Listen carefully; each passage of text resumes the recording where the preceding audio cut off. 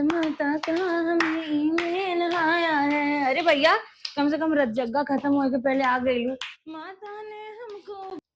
अरे भैया बिछिया भी नहीं पहनी है। बिछिया की बात करत हो तू? ये साड़ी यहाँ के पहनी है। वर्किंग है ना, ऑफिस जाती है।